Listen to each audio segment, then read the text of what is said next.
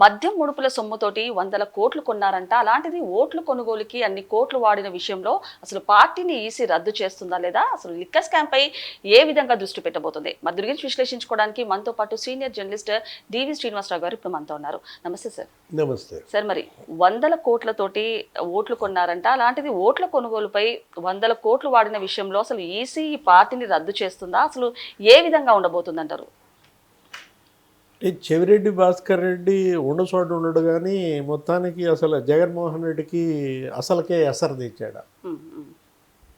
ఇప్పుడు ఏంటి మొత్తం ఇవాళ వైఎస్ఆర్ కాంగ్రెస్ పార్టీని ఈ కుంభకోణం తగలబెడుతుందా అంటే ఇప్పుడు ఏది ఏపీ లిక్కర్ స్కామ్ మరి సిట్ దర్యాప్తు 3వ ఛార్జ్షీట్ సంచలన విషయాలు బయటపెట్టింది. ఏంటి చెవిరెడ్డి భాస్కర్ రెడ్డి లేకపోతే రామిరెడ్డి ప్రతాప్ కుమార్ రెడ్డి మొత్తం ఎక్కడ ఆ ప్రకాశం జిల్లా, నెల్లూరు, చిత్తూరు, తిరుపతి దగ్గర ఒక 5-6 జిల్లాల్లో ఒక 50 అసెంబ్లీ నియోజకవర్గాల్లో ఓట్లు కొన్నారు. ఓట్ల కొనుగోళ్ళకి వాడింది మద్యం డబ్బే, సిద్ధం సభలకి వాడింది మద్యం డబ్బే అని ఇవాళ ఈ ఛార్జ్షీట్ నిర్ధారించినప్పుడు 400 కోట్లు మరి తుడా వాహనాల్లో తరలించారు. గరికపాటి చెక్ పోస్ట్ దగ్గర పట్టుకున్నారు. 8,38,00,000. తుడాకి చైర్మన్గా ఎవరున్నారు? తిరుపతి అర్బన్ డెవలప్మెంట్ అథారిటీ చైర్మన్గా చెవిరెడ్డి భాస్కర్ రెడ్డి, లేకపోతే ఆయన కొడుకు చెవిరెడ్డి మోహిత్ రెడ్డి. వాహనాల రాకపోకలు ఏ రోజుకి ఆ రోజు లాగ్ బుక్లో రాయాలి, కానీ రాయలేదు. ఎందుకని రాయలేదు అంటే కారణం ఇదే. ఏది ఆ డబ్బు మరి అట్టపెట్టెల ద్వారా ఒక్కొక్క అట్టపెట్టెలో నీకు 8 నుంచి 9 లక్షలు, 25 లక్షలు, 8 కోట్లు, 9 కోట్లు ఇట్లా దఫాలుగా ఆ ల్యాండ్ మార్క్ అపార్ట్మెంట్ ఏది తాడేపల్లి డెన్ నుంచి తరలించారు. లేకపోతే హైదరాబాద్లో ఒక 6 డెన్లు, బంజారా హిల్స్లో, లేకపోతే అక్కడ అత్తాపూర్లో, మంచిరేవుల్లో, నార్సింగ్లో, ఫిలిం నగర్ దగ్గర అసలు ఈ మొత్తం డెన్లో మయంగా మార్చారు. ఇటు హైదరాబాద్, అటు తాడేపల్లి. ఇప్పుడు ఇక్కడికి వచ్చేసరికి మనం చూడాల్సింది స్పష్టంగా ముత్రాసి రాజేష్. ఎవరితను? కొత్త క్యారెక్టర్. ఇప్పుడు పీవీ డిస్టిలరీస్ ప్రతినిధి. పీవీ డిస్టిలరీస్ ప్రతినిధి ముత్రాసి రాజేష్ మిమ్మల్ని కలిశాడా లేదా?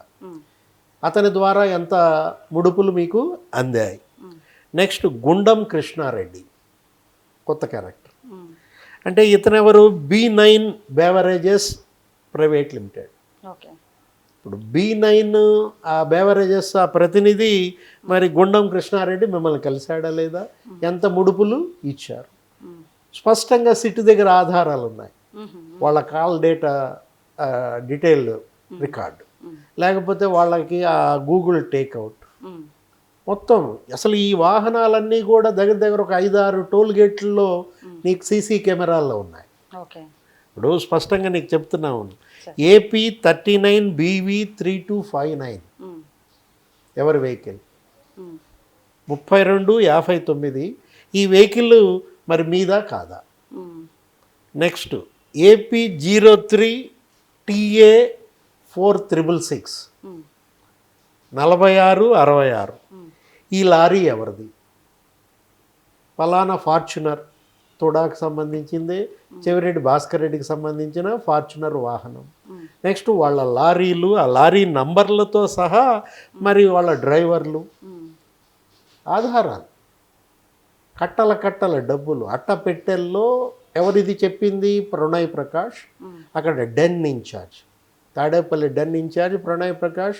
మరి ఎప్పటికప్పుడు ఈ అట్టపెట్టెల్ని భాస్కర్ రెడ్డి చెప్పిన వాళ్ళకి అందజేశాడని 9 కోట్లు దఫాలుగా అనమాట.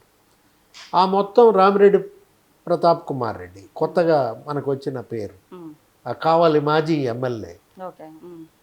అతని ఫోన్ టవర్ లొకేషన్ ఆధారంగా గుర్తించారు. మరి నువ్వేంటి ఆ డెన్ ఇన్ఛార్జ్ని ఎందుకు గెలిచావు? కృష్ణమోహన్ రెడ్డితో ఎందుకు మాట్లాడావు? అదేమంటే వీళ్ళు ఏమంటారు?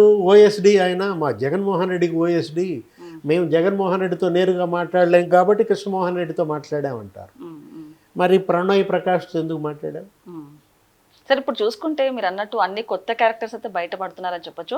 అలాంటిది అంతకు ముందు ముగ్గురికైతే బెయిల్ వచ్చిన విషయం మనకు తెలిసిందే. కృష్ణమోహన్ రెడ్డి గాని కానివ్వండి, ధనుంజయ రెడ్డి అండ్ గోవిందప్ప బాలాజీ ఎంతో కీలకంగా ఉన్నారు ఏపీ లిక్కర్ స్కామ్ లో. అంటే వాళ్ళకి అట్లాంటి అంటే ఇప్పుడు వీళ్ళు కొత్త పేర్లు వచ్చినా కూడా వీళ్ళకి ఎలాంటి న్యాయం జరుగుద్ది అంటారు నార్మల్గా? అంటే వీళ్ళు కూడా వేశారు. ఇప్పుడు నిన్న చెవిరెడ్డి భాస్కర్ రెడ్డి కూడా వేశాడు. 90 రోజులైంది, ఇంతవరకు ఛార్జ్ షీట్ నా మీద పెట్టలేదు, నాకు కూడా డిఫాల్ట్ బెయిల్ ఇవ్వండి అన్నారు. ఓకే. ఇప్పుడు వాళ్ళ ముగ్గురికి డిఫాల్ట్ బెయిల్ ఇచ్చారు కదా, మరి ఏసీబీ కోర్టు నాకెందుకు ఇవ్వదు? అతను వీరంగం, అతను మామూలుగా వీరంగం వేయడు. ఏది అసలు న్యాయమూర్తే ఫైర్ అయ్యాడు. ఏంటి మీరు ఒక ప్రజాప్రతినిధిగా పనిచేశారు, విప్గా పనిచేశారు, ఎమ్మెల్యేగా ఉన్నావు, ఏంటి నిన్ను అసలు తీసుకురావటం తీసుకెళ్ళటం పోలీసులకు నరకం అంట.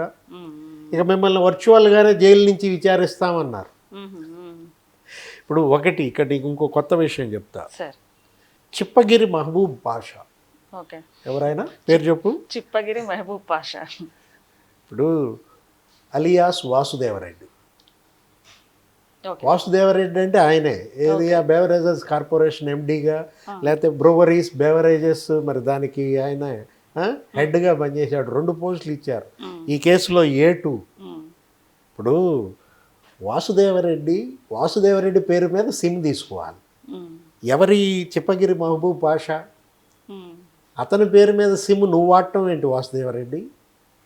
నేను అంటోంది అదే, వాసుదేవరెడ్డి అలియాస్ చిప్పగిరి మహబూబ్ బాషా అని రాయాలా మనం? ఇప్పుడు ఛార్జ్ షీట్లో కూడా రేపు పొద్దున ఇక సిట్ అదే రాయాలా? అంటే ఇక్కడ వీళ్ళు ఇప్పుడు అతనున్నాడు A3 ఈ కేసులో. ఎవరితని పేరు సత్యప్రసాద్. అతనికే నీకు IAS ఇప్పిస్తా అన్నాడు. మాకు ఈ మద్యం ముడుపుల స్కామ్లో కనుక మొత్తం మాకు దోషి పెడితే నెక్స్ట్ జగన్మోహన్ రెడ్డి నీకు కన్ఫర్డ్ IAS చేస్తామని అతన్ని ప్రలోభాలకి గురి చేశారు. ఇప్పుడు శివప్రసాద్ అలియాస్, ఇప్పుడు ఈ సత్యప్రసాద్ అనేవాడు వాడిన సిమ్ ఎవరిది?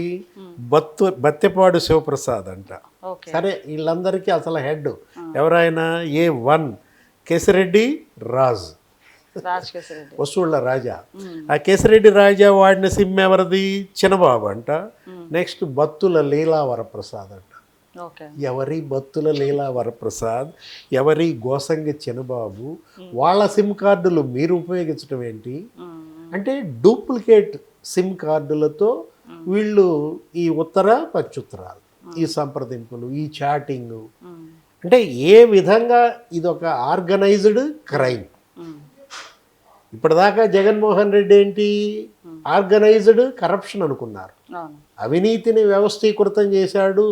వాళ్ళ నాన్న హయాంలో క్విడ్ ప్రోకో 1.0, లేదు తనే సీఎంగా క్విడ్ ప్రోకో 2.0 అన్నారు. అసలు ఇతను కరప్షన్ ఆర్గనైజ్డ్ కాదు, క్రైమ్నే ఆర్గనైజ్డ్గా ఎలా చేయాలి ఇప్పుడు జగన్మోహన్ రెడ్డి దగ్గర నేర్చుకోవాలన్నమాట. నేరాలను వ్యవస్థీకృతం చేశాడు, వ్యవస్థనే నేరమయం చేశాడు. అంటే ఒక తెగులు పడితే పంట చేను మొత్తం ఎలా నాశనం అవుద్దో, జగన్ అనే ఒక చీడ, ఒక పీడ అది సోకినందుకు ఆంధ్రప్రదేశ్ మొత్తం ఎలా చెడిపోయిందో నీకు ఈ లిక్కర్ స్కామే ఒక క్లాసికల్ ఎగ్జాంపుల్. ఇప్పుడు ఏపీ సిట్ చేసిన దర్యాప్తు వివరాలన్నీ ఈసీ తీసుకుందా? ఎన్నికల సంఘం ఇవాళ ఆంధ్రప్రదేశ్ లిక్కర్ స్కామ్ సిట్ దర్యాప్తుపై దృష్టి పెట్టిందా? ఎవరన్నా ఒక బిల్లు ఇప్పటికే దాఖలు చేశారా? వైఎస్ఆర్ కాంగ్రెస్ పార్టీ గుర్తింపు రద్దు చేయండి. మొన్న గెలిచిన 11 సీట్లు మద్యం ముడుపులతో గెలిచారు. మొన్న వచ్చినటువంటి 40% ఓట్లు అది మద్యం ముడుపులతో కొన్న ఓట్లు అని చెప్పి ఇప్పటికే ప్రజా ప్రయోజన వ్యాజ్యం దాఖలైందా? ఎందుకంటే మొన్న ఒక పిల్లు వేశారు. ఏదది? అతను ఎవరో జై భీమ్రావు పార్టీ అతను పర్సా సురేష్ కుమార్. ఇప్పుడు ఈ మద్యం ముడుపుల సొమ్ము మరి ఓట్లు కొనుగోలుకు వాడారు కాబట్టి ఎన్నికలు రద్దు చేయమన్నాడు. ఎన్నికలు రద్దు చేయడం కాదు, అసలు ఇవాళ పార్టీ రద్దు చేయాలి. ఇప్పుడు ఇవాళ ఎన్నికల కమిషన్ అసలు వైఎస్ఆర్ కాంగ్రెస్ పార్టీ గుర్తింపునే రద్దు చేయబోతోందా? అంటే వచ్చే ఎన్నికలకు అసలు ఈ పార్టీ ఉంటుందా, అసలు రద్దు అయిపోతుందా? సార్ ఇంకొకటి కాఫీ షాప్ లో పనిచేసే అతను కోట్లు సంపాదించడం ఏంటి అండ్ అలాగే ఏడాదికి 5 లక్షలు వచ్చిన అతను స్పెషల్ జెట్ ఫైట్స్ లో హీరోయిన్స్ తో తిరగడం ఏంటి అండ్ అలాగే ఇప్పుడు చూసుకుంటే గనక ఇలాంటి పరిణామాలు అసలు ఏ విధంగా చూడొచ్చు అంటారు? అబ్బరక దబ్రా అంటే ఏమనాల మనం జగన్మోహన్ రెడ్డి దబ్రా అన్నమాట. ఇప్పుడు ఇది జగన్ దబ్రాగా చూడాలా. అతను తలుచుకుంటే ఏదైనా చేయగలడు. 260 ఎకరాలు 6 కోట్లు కొంటాడు. 36 కోట్ల విలువైన స్థలం మరి 24 లక్షలకు కొంటాడు. అదే కదా జగన్ సంపద సృష్టి అంటే అదే అన్నమాట. అతను కోట్లు కాదు 100 కోట్లు. మీరు చెప్పిన కాఫీ బాయ్ వరుణ్ కుమార్ పురుషోత్తం అనే అతని జీతం ఎంత? 35,000. 35,000కి కాఫీ బాయ్గా చేసినాడు. 459 కోట్లు లావాదేవీలు చేశాడా? దీనిపైన ఇవాళ ఐటీ దృష్టి పెట్టడం కాదు, అసలు ఈడీ ఇవాళ ఈ మొత్తం ఇంకా పూర్తిగా దీనిలో ప్రవేశించలేదు. ఎన్ఫోర్స్మెంట్ డైరెక్టరేట్ కనుక ప్రవేశిస్తే ఇంకెన్ని నిజాలు బయటకు వస్తాయో. ఓకే సార్, నమస్తే. నమస్తే.